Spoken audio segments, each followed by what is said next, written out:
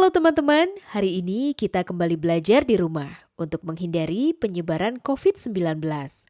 Hari ini kita akan menyimak tayangan tentang negeriku maritim, potensi sumber daya. Yuk kita simak. Halo Sobat Maritim, Indonesia merupakan negara maritim yang memiliki 17.000 pulau dengan luas wilayah laut 5,8 juta kilometer persegi. Kondisi perairan yang sangat luas ini memberi Indonesia potensi sumber daya hayati yang cukup besar. Salah satunya potensi perikanan air tawar, air payau, dan air laut.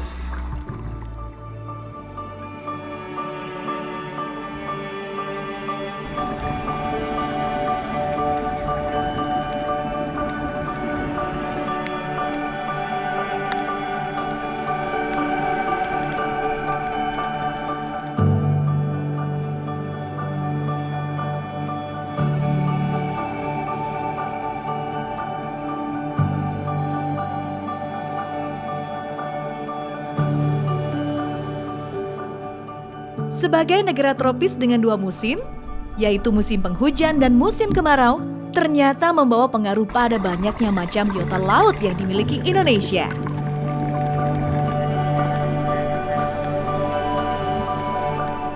Sebagai bagian dari biota laut, jenis-jenis ikan di Indonesia cukup beragam, Sobat.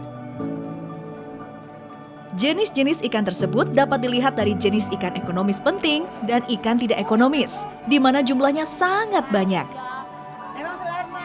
Ikan yang memiliki nilai ekonomis penting adalah ikan yang harganya tinggi dan memberi manfaat bagi kesejahteraan masyarakat. Apa saja ya yang tergolong jenis ikan ekonomis penting di Indonesia? Penasaran? Sobat Maritim juga pasti penasaran kan? Yuk kita simak penjelasannya berikut ini. Jenis ikan ekonomis penting dibagi dua, yaitu kelompok ikan pelagis dan kelompok ikan demersal. Kedua jenis ikan ini sama-sama memiliki nilai ekonomis penting dan nilai gizi yang tinggi. Saatnya berkenalan dengan aneka ikan pelagis.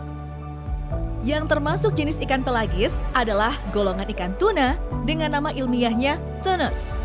Termasuk dalam jenis ini antara lain ikan tuna mata besar, ikan madidihang, dan ikan albacora. Dari sekian banyak jenis ikan pelagis jenis TTC atau tuna tongkol cakalang, termasuk yang memiliki nilai ekonomis tinggi. Selain memiliki harga tinggi, jenis ikan ini menjadi bahan baku produk olahan perikanan. Komoditas ini tidak hanya diminati oleh konsumen dalam negeri, tetapi juga sangat diminati oleh konsumen mancanegara. Biasanya komoditas ini dikonsumsi dalam bentuk daging mentah atau sashimi dan produk olahan seperti tuna kaleng, abon tuna, diversifikasi produk makanan olahan lainnya. Ciri-ciri utama jenis ikan ini antara lain hidup di permukaan air laut, mengandung minyak dengan kadar mencapai 30%, hidup secara bergerombol. Nah, kalau ikan-ikan yang berikut ini banyak digemari masyarakat, Sobat. Karena harganya terjangkau, rasanya enak dan bernilai gizi tinggi. Ikan-ikan ini dapat diperoleh dengan mudah di pasar, baik di pasar tradisional maupun di pasar modern. Kalian pasti pernah kan menjumpai dan makan ikan-ikan ini?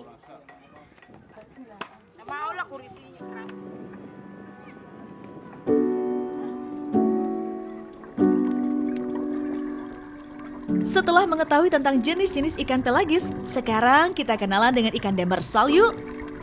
Apa saja ya yang termasuk jenis ikan demersal ini? Ikan demersal merupakan jenis ikan yang habitatnya berada di bagian dasar perairan. Dapat tertangkap dengan alat tangkap ikan dasar.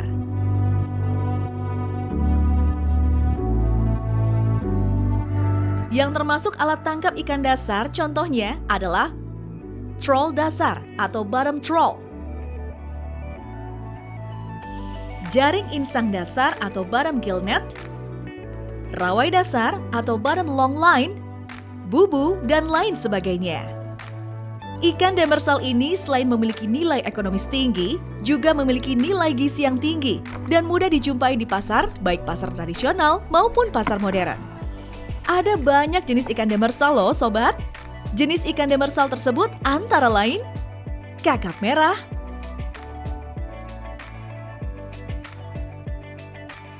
kakap putih, kerapu, bawal hitam, bawal putih. Ikan demersal ada yang hidup di perairan karang dan ada juga yang hidup di substrat pasir. Contoh lain dari jenis ikan demersal adalah ikan ekor kuning, ikan sebelah, ikan kuro, ikan pari,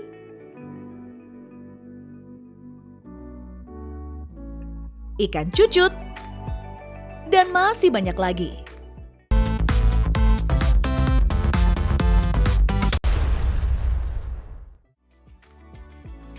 Indonesia memiliki potensi perikanan laut yang luar biasa. Di antaranya berbagai jenis ikan, baik ikan pelagis maupun ikan demersal, serta bermacam-macam biota laut lainnya. Ikan pelagis dan ikan demersal mempunyai perbedaan seperti berikut. Dari aspek tempat hidup, ikan pelagis hidup dekat dengan permukaan air. Sementara ikan demersal hidup di dasar perairan.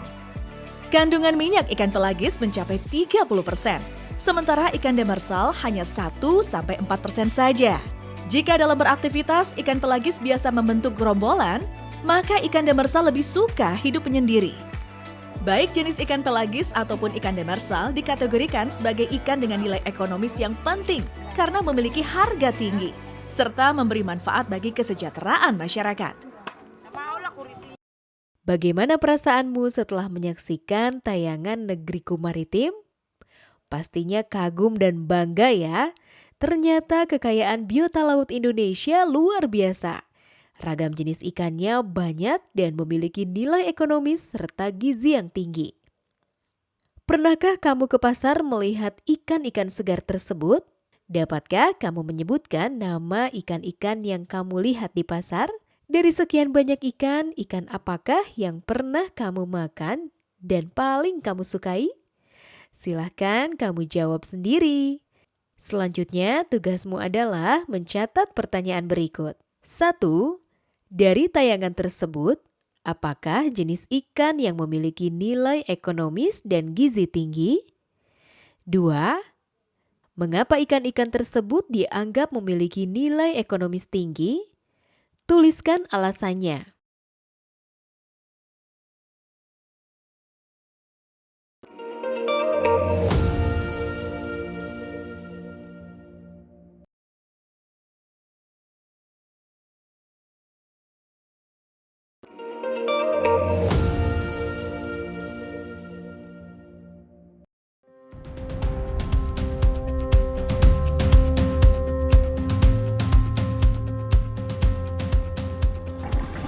Indonesia memiliki potensi perikanan laut yang luar biasa. Laut menyimpan banyak sumber daya alam. Sumber daya alam di laut sebagian besar adalah sumber daya alam yang dapat diperbaiki, dapat berkembang biak, serta memiliki jumlah yang masih sangat banyak, sehingga dapat dipakai dalam waktu sangat lama untuk kebutuhan manusia. Sobat Maritim, kita patut bersyukur memiliki laut yang begitu luas dan indah. Belum lagi kalau kita lihat di dalamnya. Di dalam laut ada ikan-ikan yang begitu banyak jenisnya. Juga organisme non-ikan yang tidak sedikit pula ragamnya. Jumlah biota non-finfish tidak kalah banyaknya jika dibanding dengan biota finfish. Ada yang memiliki nilai ekonomis penting dan ada juga yang tidak.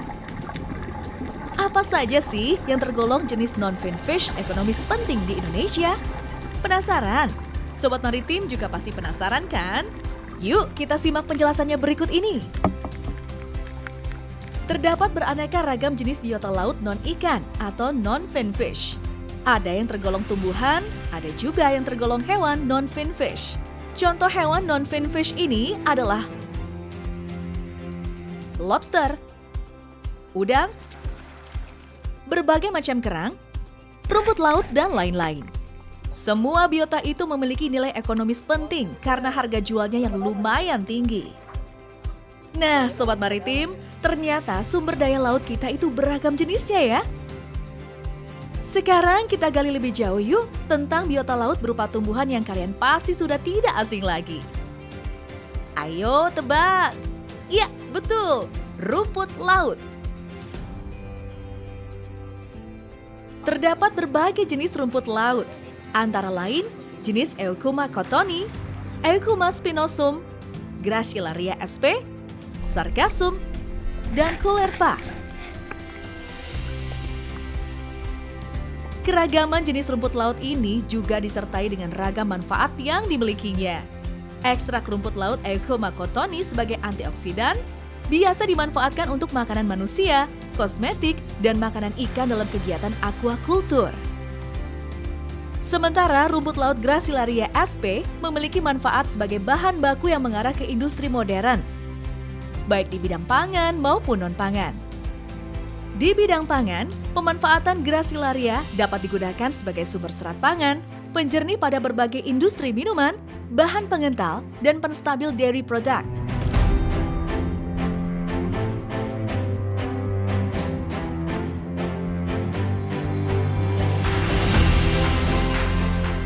Wah, sobat, banyak sekali ya ternyata manfaat rumput laut dalam berbagai aspek kehidupan kita. Jadi nggak salah kalau orang-orang sangat suka mengkonsumsi rumput laut. Tapi tunggu dulu sobat, masih ada jenis rumput laut lain yang juga kaya manfaat loh. Kita simak kembali penjelasannya ya. Rumput laut Sargassum bermanfaat sebagai sumber gizi. Karena rumput laut memiliki kandungan karbohidrat atau gula atau vegetable gum, protein, sedikit lemak, dan abu yang sebagian besar merupakan senyawa garam, natrium, dan kalium. Selanjutnya ada rumput laut Caulerpa yang mengandung protein, karbohidrat, sumber serat, sumber mikromineral, ferrum, kalium, kalsium, asam lemak, dan sumber vitamin yang bermanfaat bagi tubuh manusia. Sobat Maritim, siapa yang pernah menyelam? Wah, asik sekali ya bisa menyaksikan keindahan dalam laut kita secara langsung. Salah satu keindahan dalam laut kita adalah terumbu karang. Sobat pasti sudah sering mendengar dan melihat di beberapa tayangan, ya kan? Semua biota laut non-finfish seperti kekerangan, teripang, kuda laut, udang, dan lobster memiliki manfaat dan nilai ekonomis penting loh Sobat Maritim.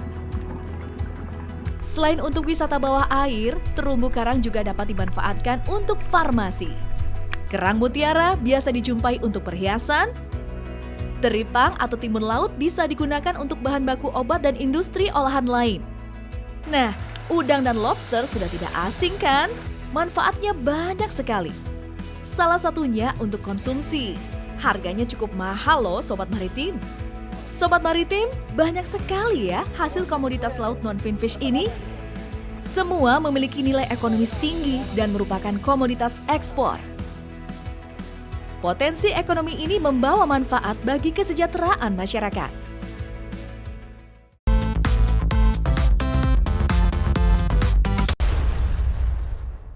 Selain jenis ikan bersirip, Laut Indonesia juga memiliki potensi sumber daya laut non-finfish seperti rumput laut, terumbu karang, teripang, kekerangan, kuda laut, udang, lobster, dan lain-lain.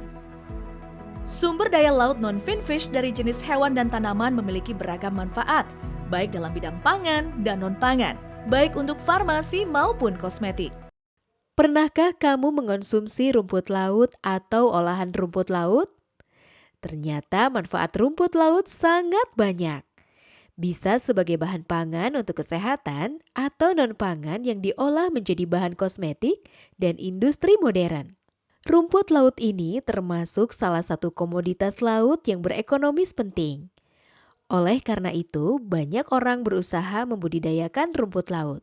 Sekarang tugasmu catatlah pertanyaan berikut.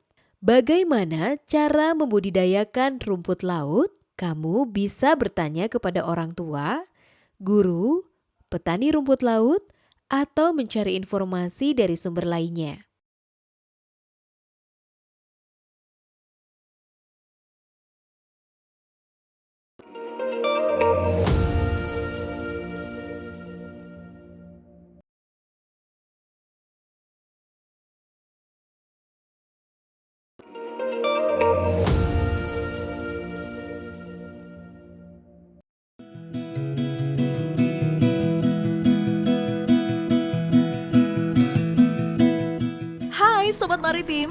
Kalau bicara tentang sumber daya ikan di laut, Indonesia memang sangat kaya. Banyak sekali macam-macam ikan yang ada di laut kita. Namun dari sekian banyak ikan, ternyata baru sedikit yang dibudidayakan atau istilahnya didomestikasi. Apa saja finfish yang bisa dibudidayakan atau didomestikasi? Yuk kita simak penjelasan berikut ini. Domestikasi adalah pengadopsian tumbuhan dan hewan dari kehidupan liar ke dalam lingkungan kehidupan sehari-hari manusia.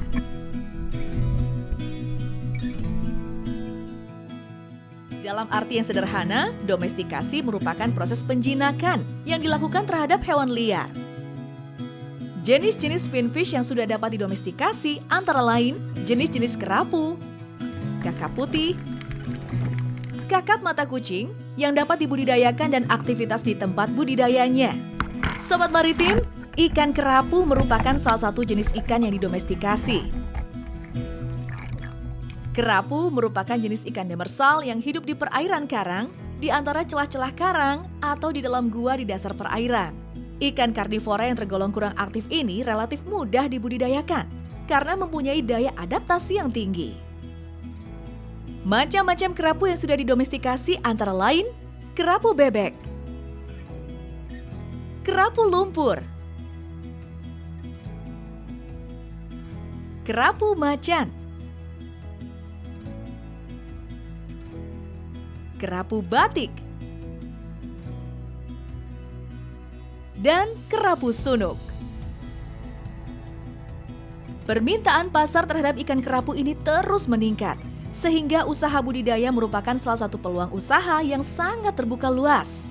Ikan kerapu merupakan jenis ikan yang memiliki nilai ekonomi sangat tinggi dan ekspor, terutama ke Hong Kong, Jepang, Singapura, dan Cina. Contoh lain jenis ikan yang didomestikasi adalah ikan kakap. Ikan kakap merupakan salah satu ikan karnivora yang memangsa makhluk hidup lebih kecil lainnya. Oleh karena itu, pemberian makan ikan kakap dapat dilakukan dengan memberikan ikan rucah atau ikan teri. Ikan kakap memiliki ketahanan dalam mencerna protein dalam jumlah besar dibandingkan ikan lainnya. Ikan kakap merah mempunyai nilai ekonomis yang cukup tinggi karena banyak diminati konsumen, baik sebagai ikan hias dengan ukuran 5-10 cm maupun sebagai ikan konsumsi dengan bobot lebih dari 500 gram, sehingga potensial untuk dibudidayakan. Selain kerapu dan kakap, masih banyak jenis ikan lainnya loh, seperti ikan nemo, bandeng, baronang, tuna, dan Napoleon. Hayo, siapa yang kenal dengan ikan Napoleon? Mungkin banyak orang yang tidak tahu dengan jenis ikan satu ini. Ikan Napoleon adalah salah satu ikan konsumsi air laut yang banyak dicari karena memiliki rasa daging yang enak. Harga ikan Napoleon pun sangat mahal dibandingkan dengan ikan konsumsi air laut lainnya. Sekarang kita menuju ke Ramba Jaring Apung yuk. Di sana tempat budidaya ikan laut seperti kerapu, tuna tongkol, dan lain-lain. Apa saja ya Sobat Maritim jenis ikan-ikan laut yang dibudidayakan di sana? Kita simak bersama penjelasannya. Budidaya keramba jaring apung merupakan cara budidaya yang dapat dilakukan di laut, sungai, ataupun di danau. Dengan keadaan air yang cukup tinggi dengan kualitas air yang cukup memadai untuk melakukan budidaya, keramba menjadi pilihan yang bagus untuk melakukan budidaya. Di keramba jaring apung yang merupakan tempat budidaya ikan, akan dapat kita lihat kegiatan-kegiatan budidaya. Antara lain, penebaran benih ikan, pemberian pakan ikan, sampai pemanenan ikan hasil pembesaran. Sobat Maritim, walaupun laut Indonesia kaya, namun ikan-ikan ekonomis penting tidak selamanya tersedia melimpah di laut. Harganya yang tinggi, rasanya yang enak, serta bernilai gizi tinggi menjadikan ikan-ikan ini akan terus dicari dan dikonsumsi. Oleh karena itu, perlu dicari upaya alternatif keberlangsungan stok ikan Sobat Maritim. Salah satunya dengan kegiatan budidaya melalui proses domestikasi.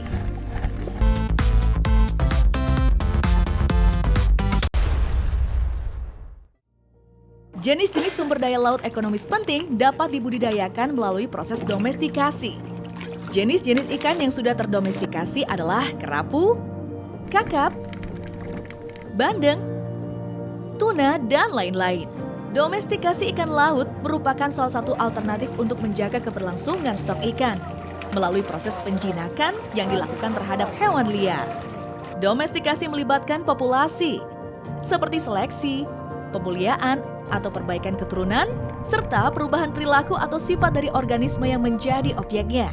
Dari tayangan tadi ada satu kata menarik dan sering diulang-ulang. Tahukah kamu kata apakah itu? Ya, benar.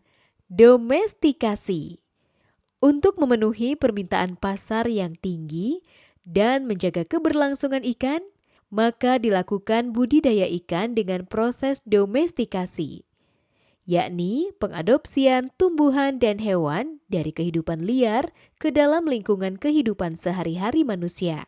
Ternyata masih sedikit ikan yang dibudidayakan. Di antaranya, beragam jenis ikan kerapu dan ikan kakap.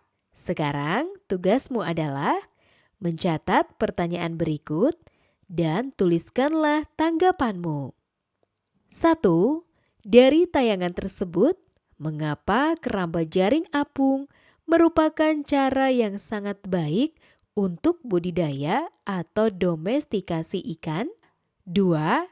Apa saja kegiatan yang dapat dilakukan di keramba jaring apung? 3. Ikan apa yang akan kamu pilih jika ingin melakukan budidaya ikan? Berikan alasanmu. Sekarang tetap belajar dari rumah ya teman-teman. Jaga jarak, rajin cuci tangan, dan pakai masker agar kita mencegah penyebaran COVID-19. Sampai jumpa.